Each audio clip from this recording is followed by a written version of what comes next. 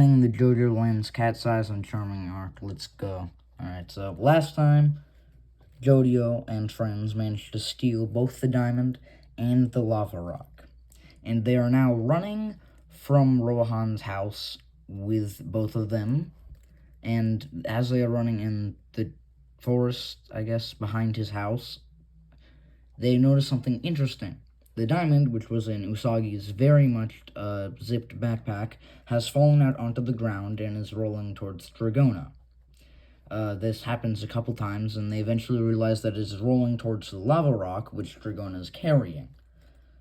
They don't really pay too much attention to this because the cat comes back with a stand, which is apparently called the cat size, the rope one. And they find an entire tree full of cats, all of which can use cat size. And Usagi runs off to where they parked the car to seemingly run away from the fight, while Jojo, Dragona, and Paco all stay behind or are left behind and are tied up to the tree. The cats do try and kill them, but Jojo manages to use November Rain to keep them from getting in closer and to remove the bonds from Dragona and Paco.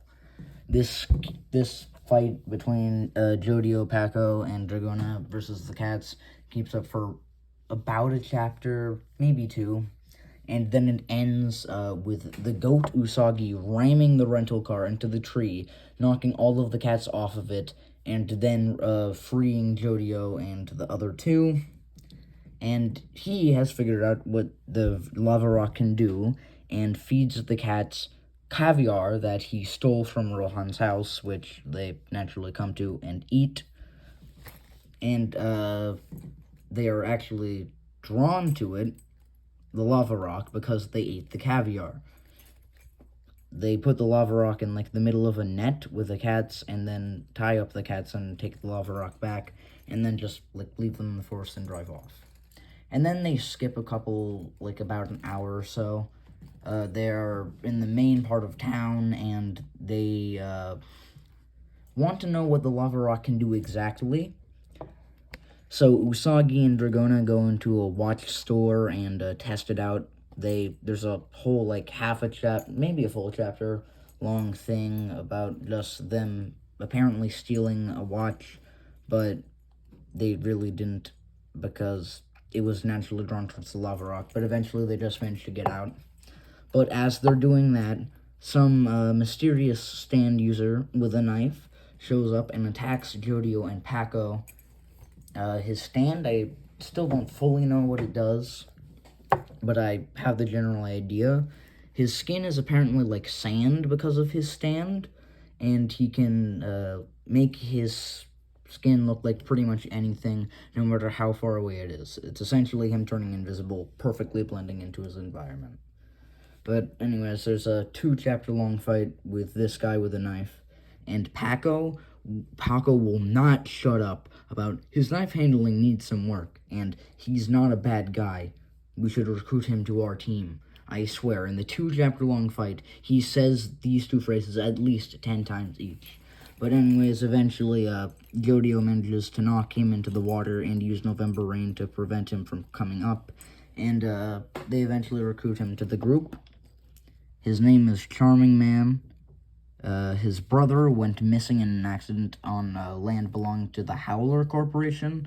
And he's not a bad guy, but his knife handling needs some work. And I didn't know where to put this, whether in the next arc or... I would consider this as part of this arc, since the first arc, the heist arc, was 5 chapters. This one's also about 5 chapters. 2 chapters for the cat fight, 1 chapter for the watch thing, and then 2 chapters for this. They'll probably be about the same length. Jojo and Dragona's backstory, which was really good. This was like the first chapter of JoJoLands where it's like, alright, this is peak. So, little kid, 11-year-old Jojo and 14, I think, year-old Dragona are, Dragona gets bullied at school, like, straight-up physical harassment and assault on the bus, and, Jojo finds out about this, although Dragona tries to keep it hidden, and, Jojo lights the bus where the kids bullied him on fire, and only turns off the fire because he's based. There was a parrot inside the bus, and he didn't want to kill the parrot. So take a sec to clap for Jojo for saving the parrot. But in a very strange turn of events, Dragona and Jojo end up fatherless because it was their father's insurance corporation that had to pay for the bus, despite the fact that the bus driver had a very high fever and shouldn't have even been at work that day, not to mention the very mysterious fire. The insurance company still agrees to pay, I think it was 5 times the normal amount that they would pay for this, because the daughter of the people who run the bus corporation was on that bus.